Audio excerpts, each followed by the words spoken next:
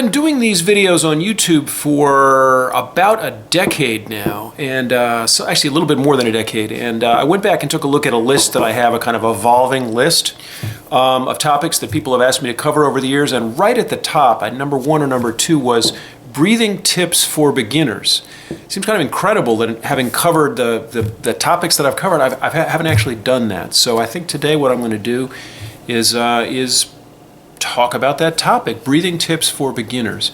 So let's talk about, we're beginning blues harmonica players. By the way, my name is Adam Gussow, and I have a website called Modern Blues Harmonica. But I don't even know if I don't have a video there that addresses this topic, breathing tips for beginners. Well, okay, so here's one thing. When you're a beginning blues harmonica player, usually you start off at what's called first position, which is to say you play melodies, pretty melodies.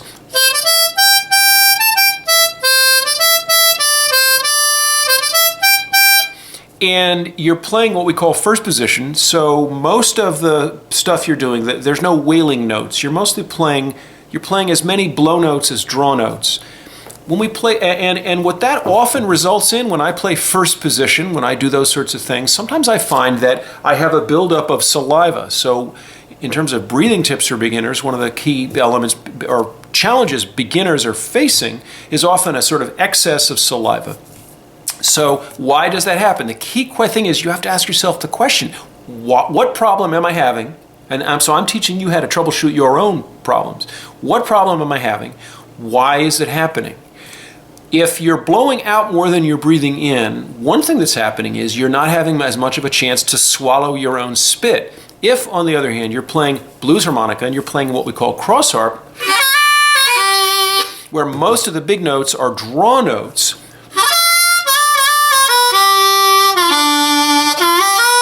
all of that was on draw notes. I didn't play a single blow note. Well, it's much easier to slip in a little swallow of that spit. So that's number 1, is if you're at the stage where your instructional booklet hasn't even gotten you to playing cross harp, you're just doing those first position or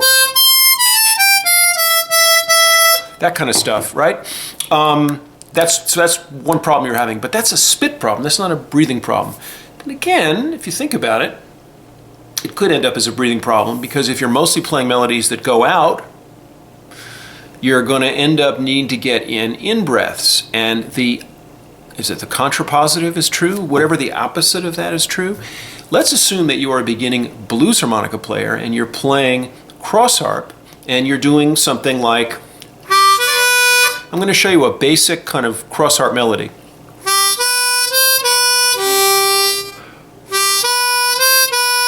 Now there's no bends to it. It's a draw note. And so the first thing you need to do is you need to analyze the thing you're playing. And if you find that you are, here, let me pause and go back. One of the most, and I should have started with this, one of the most pressing problems for beginners is that they end up getting too much air in and not knowing when to exhale. Now they don't often know that that's the case. They may say, I can't breathe, but really what you're doing is you're overinflating and you're not getting air out. And this is especially true if you haven't learned when to get that out breath in. That's the key thing I'm going to show you. So let me show you how I would play that melody. Then let me detune it and play it the way you might play it. And let me make a couple of observations. So here's how I do that if I want to play it full speed on.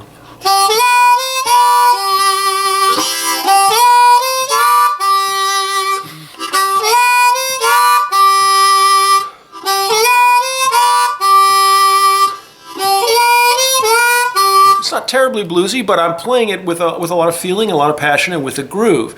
And at no point do I run out of breath. At no point am I overinflated or underinflated. That doesn't happen to me very much these days. I've been doing this for 43 years.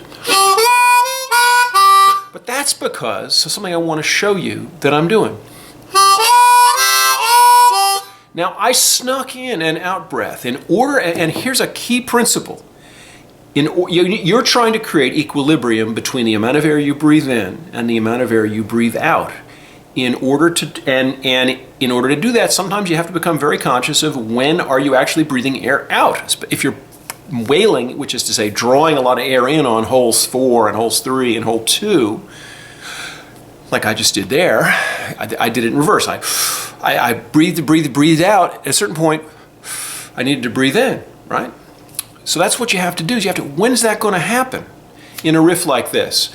Here's a second thing to analyze, and I realize I'm moving in a lot of different directions. Are more of the notes that you're playing draw notes, or are they blow notes? That's going to tell you. So if they're having trouble with a sequence, go and analyze it. And what you're going to find most of the time cross harp is that you're playing more draw notes than blow notes, which means you've got to get in and out breath. What I did, I'm exaggerating it slightly, is on that 4 blow, let me just do the notes. 2 draw, and that's a pickup, so it's just before the downbeat.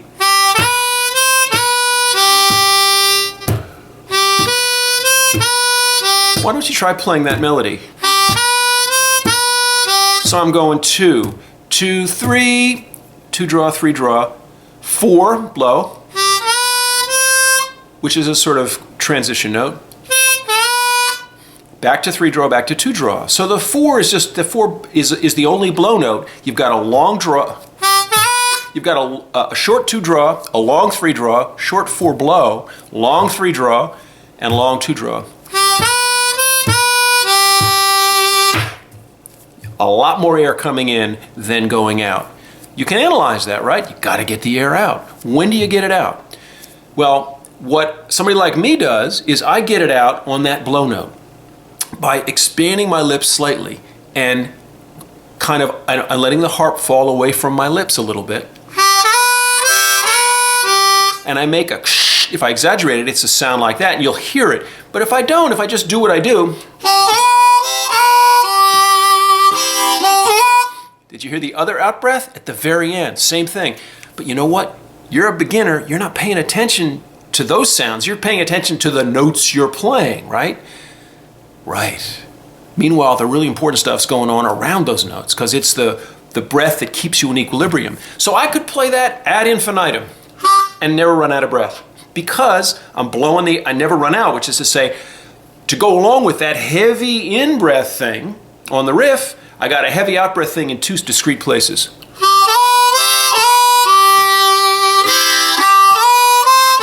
I don't even actually have to do it on the 4 blow. I can do it all at the big chord at the end.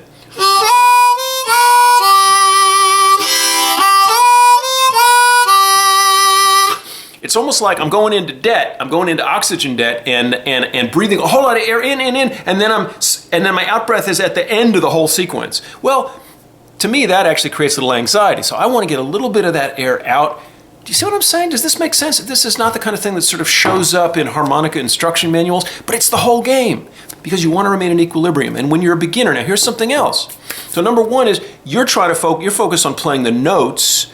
So you're not going to do that thing that I did to the 4 blow. You're trying to do nice, clean embouchure. So you're doing the opposite. You're not letting any air out. So what you may do is take the harp away from your mouth at the end of the musical phrase and just breathe out. And that'll work. Let me watch this.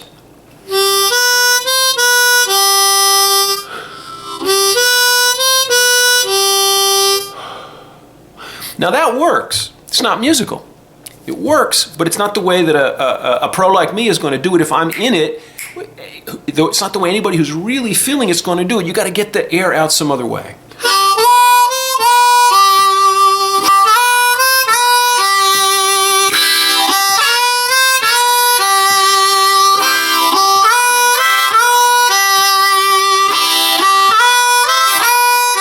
So there's all kinds of ways you can finesse it. Okay, that's number 1. Number 2 is if you're a beginner and you're doing this riff, you're probably starting off a little slower than that. And when you go slower, more air comes through. You're in trouble if you go slower.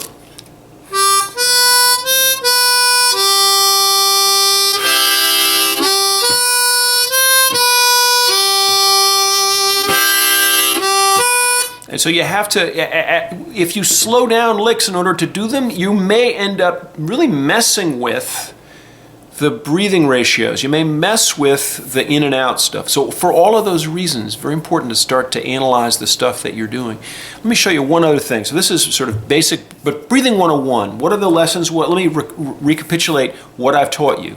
Number one, if you start playing first position, you're going to be blowing out more than drawing in, and you may need to find a way to get some air in. You may also, of course, end up with a lot of spit going into the harp, which is not a problem usually when you're doing cross harp, because cross harp, you're pulling in a lot, and so you can swallow the spit. That's point number one. Point number two is you are trying for equilibrium. The way to maintain equilibrium, number one, well, you have to find a way, if you're playing cross harp, to blow out the air that you've drawn in on those big, fun, wailing notes. The 2 draw, the 3 draw, the 4 draw, the 5 draw, the 6 draw.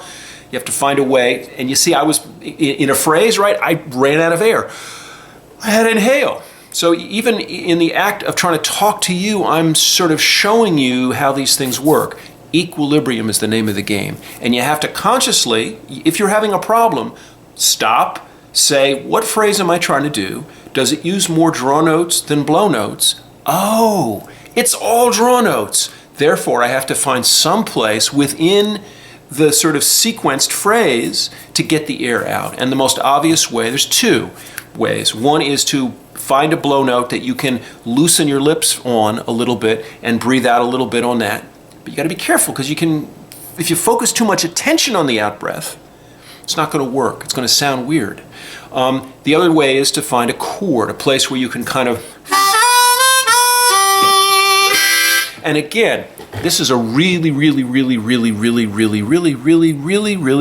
important, is that 12, 11, 9?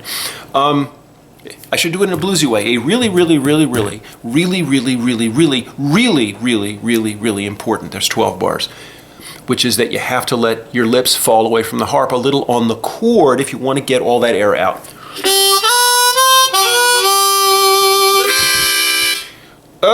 I'm going, not, you don't overemphasize it, you allow it. You don't force it, you allow it. Now, you're a beginner, this stuff's going to mess with your head, you're going to overdo all this stuff. File it away, but that analysis thing's really important, you'll find. Anyway, I think that's it for now. I may come back with some additional thoughts at some point. Again, my name's Adam Gussow, and I'll see you down the road. Have fun with this thing. Bye.